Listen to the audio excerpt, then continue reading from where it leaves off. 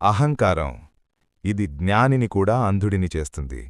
సృష్టికర్త బ్రహ్మదేవుడు తన 5వ తలతో గర్వించి శివుణ్ణి తక్కువ చేసి మాట్లాడాడు. గుర్తుంచుకోండి, నీ పదవి ఎంతటిదైనా అహంకారం నిన్ను పాతాళానికి తొక్కుతుంది.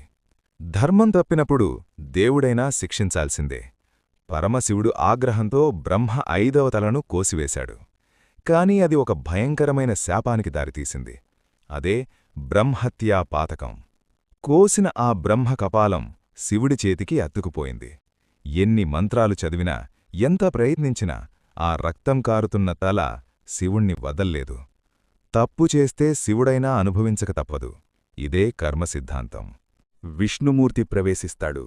విష్ణువు, మహాస్వర, బ్రహ్మహత్యాపాతకం సామాన్యమైనది కాదు. ఈ కపాలం ఎప్పుడు నిండుతుందో అప్పుడే నీకు విముక్తి. నీవు భిక్షాపాత్రగా ఈ కపాలాన్ని పట్టుకుని భూలోకమంతా భిక్షాటన చెయ్యాలి. ఎక్కడైతే నీకు తృప్తిగా భిక్ష లభిస్తుందో అక్కడే నీ శాపం తొలగుతుంది.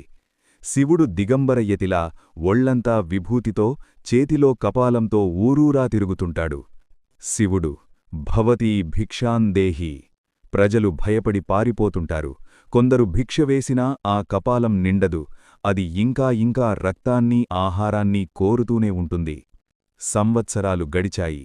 కపాలధారి అయిన శివుడు తీర్థయాత్రలు చేస్తూ చివరకు గంగాతీరంలో ఉన్న పుణ్యక్షేత్రం వారణాసి, కాశీ చేరుకున్నాడు. అక్కడ సాక్షాత్తూ పార్వతీదేవి అన్నపూర్ణగా వెలిసి ఉంటుంది.